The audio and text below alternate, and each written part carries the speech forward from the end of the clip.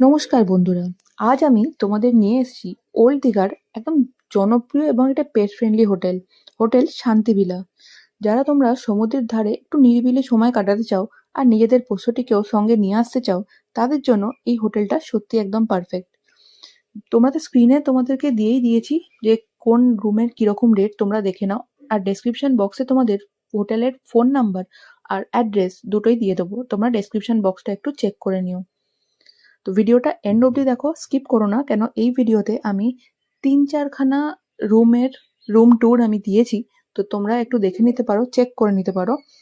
Old দীঘার silent শান্ত পরিবেশের মাঝেই হোটেল শান্তিভিলা অবস্থিত। বাইরে থেকে একটা হোম লাইক ফিল পাওয়া যায়। পুরো প্রপার্টি খুব সুন্দরভাবে মেনটেন করা, ক্লিন করিডোর, গার্ডেন এরিয়া আর পশুদের জন্য একদম ফ্রি স্পেস।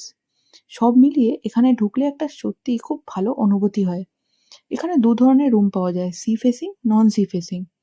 তোমরা যারা একটু বাজেট রুম চাইছো তাদের জন্য নন সি ফেসিং রুম অ্যাভেলেবেল আছে।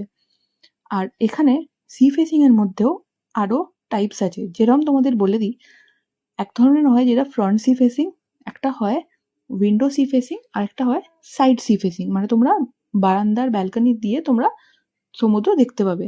সেই ভিডিওগুলো এর মধ্যে আছে, রুম ট্যুর দেওয়া আছে। তোমরা ভিডিওটা ওই জন্য বলছি, ভিডিওটা তোমরা কিন্তু এন্ড অব্দি দেখে নাও। এটা যেমন দেখতে পাচ্ছ ফ্রন্ট সি ফেসিং, বারান্দা থেকে একদম সামনে থেকে তোমরা সমুদ্রটা দেখতে পাচ্ছ। হোটেলের স্টাফরা খুবই কোঅপারেটিভ।